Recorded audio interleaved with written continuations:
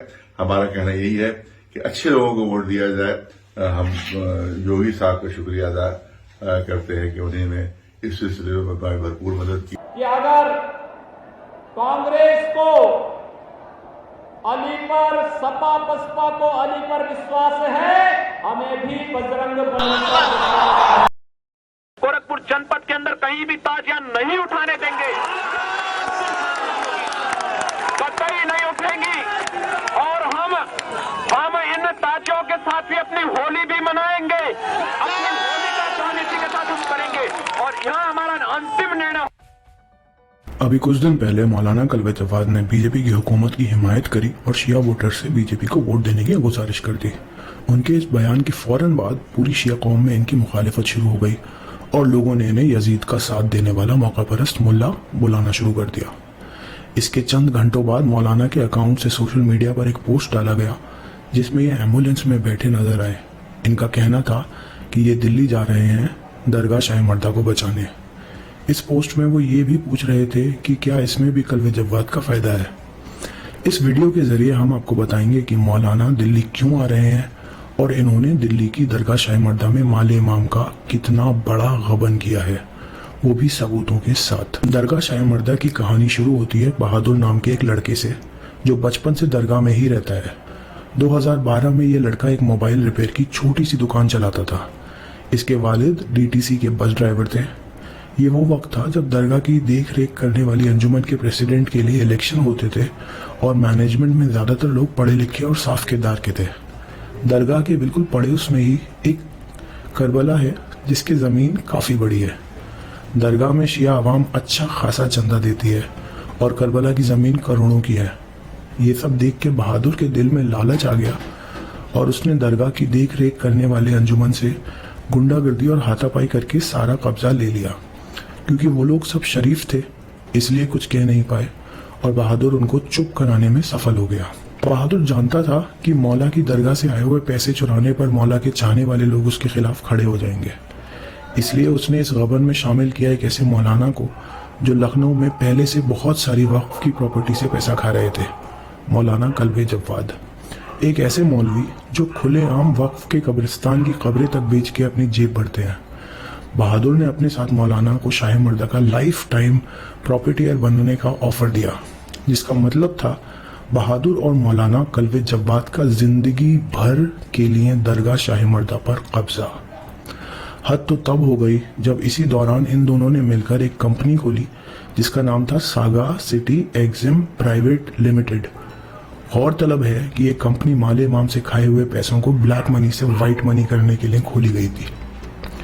दोनों की खराब नीयत और करबला की जमीन से रोज के लाखों रुपयों के गबन को भांपते हुए दिल्ली में कौम के काफी सारे लोगों ने अपनी आवाज उठानी शुरू कर दी। इन्हीं आवाजों में सबसे बुलंद आवाज थी सूफी कलवा की। हालांकि एक ऐसा वक्त भी था जब सूफी कलवा मौलाना कल्बे जवाद की असलियत नहीं जानते थे और उनके अमामे की वजह से उनकी बहुत इज्जत भी करते थे। यही सूफी कलवा सच जानने के बाद मौलाना के सबसे बड़े दुश्मन बन गए। इन्होंने एक साहब हैं उनके पास में एक वो भेजी है इन्होंने अपनी क्या नाम है एक रजिस्ट्री करी है एक आदमी के लिए हमारे कि तमाम ज़िंदगी एक ये दस्तूर अमल में बना दिया। इन्होंने लिख दिया है कि अंजुमन हैदरी का जनरल सेक्रेटरी तमाम ज़िंदगी उम्र भर तक मरने तक बहादुर अब्बास उसका जनरल सेक्रेटरी रहा और उनके जो सरपरस्त रहेंगे ता हयात कल्बे जवाद साहब रहेंगे। ये किसने हक दिया भाई? किसी को कौम है, कौम के सामने ये मामला रखो, कौम पास करेगी कि क्या करना है क्या नहीं करना। इलेक्शन करो ईमानदारी का। बहादुर और कल्बे जवाद ने सूफी कलवा को उनके रास्ते से हट जाने के लिए पैसे खिलाने की कोशिश करी, लेकिन सूफी कलवा ने इनकार कर दिया और हक बयानी करते रहे। इसके बाद सूफी कलवा को जान से मारने की धमकी दी जाने लगी। इसके चलते सूफी कलवा ने पुलिस में रिपोर्ट लिखवा दी जिसमें उन्होंने साफ साफ लिखा कि उनकी जान को बहादुर और मौलाना कल्बे जवाद से खतरा है और उन्हें पुलिस की तरफ से प्रोटेक्शन की गुजारिश करी। अफसोस कि पुलिस ने उनकी बात पर तवज्जो नहीं दिया और कुछ दिनों बाद सूफी कलवा का गोली मार कर कत्ल करवा दिया गया।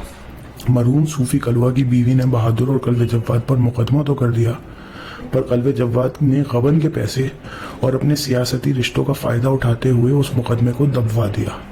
कलवा सूफी की बीवी आज भी इंसाफ मांग रही है और मौलाना आज भी मरहूम कलवा सूफी की ग़ीबत करते हैं, वो भी मेंबर रसूल से।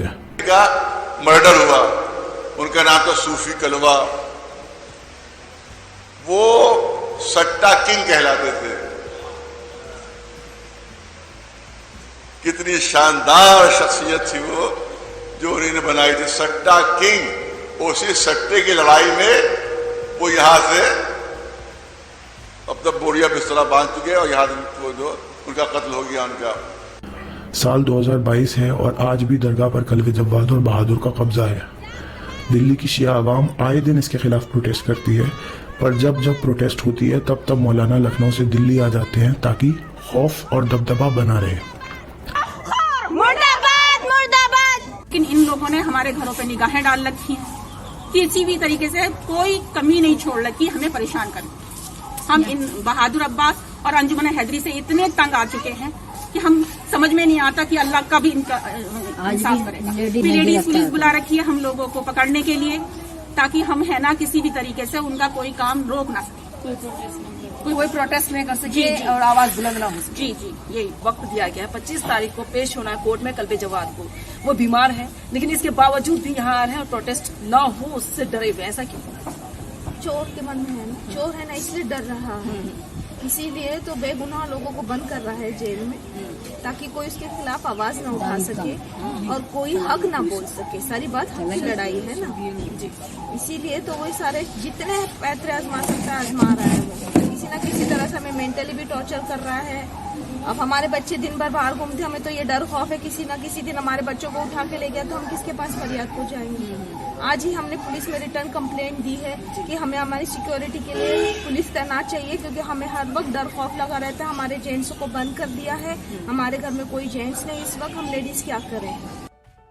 करबला की जमीन में पेड़ पौधे की नर्सरी है जिससे दिन का लगभग 2 लाख रुपए की कमाई होती है। आसपास के सारे पुलिस थानों की पुलिस को बहादुर हर महीने पैसे खिलाता है। इसमें कुछ पैसे बहादुर के अपने खास आदमियों में भी बांटे जाते हैं। इन आदमियों का काम अलग अलग व्हाट्सएप ग्रुप पर इनको रोकने वालों के लिए झूठ और नफरत फैलाने का है।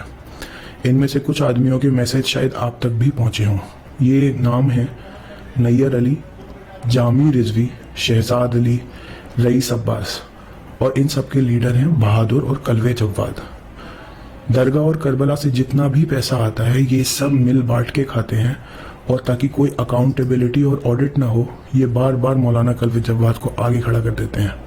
हाल ही में आम आदमी पार्टी के अमानतुल्लाह खान ने इनके ऊपर एक ऑडिट बिठाई है ताकि इनसे पिछले 10 साल का हिसाब लिया जाए, लेकिन बहादुर ने इसके जवाब में सुन्नी शिया शुरू कर दी और अमानतुल्लाह को यजीद बुलाना शुरू कर दिया।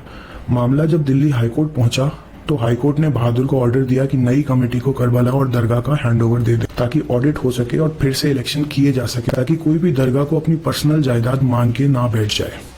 ये हैंडओवर की तारीख 25 फरवरी की है। मौलाना बीजेपी की हिमायत करके लखनऊ से दिल्ली इसलिए भाग के आए हैं ताकि उनका दिल्ली के माले इमाम का गबन ना रोका जा सके। इससे पहले भी मौलाना की खराब नीयत के चलते ही कश्मीर, मुंबई और हैदराबाद के शियाओं से भी ठुकराए जा चुके हैं और वहां से भी इन्हें भगा दिया गया था। आज मौलाना दिल्ली की करबला में अपने बिस्तर समेत आके लेट गए हैं ताकि दिल्ली हाईकोर्ट के ऑर्डर के बावजूद कोई इनका अवैध कब्जा खत्म ना कर सके, क्योंकि एक बार ईमानदार कमेटी की ऑडिट शुरू हुई तो उसमें बहादुर के साथ मौलाना का गबन भी कानून के सामने आ जाएगा। इस दुनिया में जो इंसान हक पर है उसको यजीद और मौला के चाहने वालों में फर्क मालूम है। महशर और आखिरत सबके लिए है और इस दुनिया में नहीं तो मौत के बाद सबका हिसाब होगा। हक पर चलने वालों को मौला की ताकत और माले इमाम खाने वालों को खुदा की लानत। अगर आप शिया हैं तो आपसे कौम के रहनुमा बनने का ढोंग करने वाले आज के यजीद के लिए वोट मांगेंगे। याद रखिएगा कि यजीद और बनी उमैया हर दौर में होते हैं। हमारा काम बस हुसैन के बताए हुए रास्ते पर चलना है।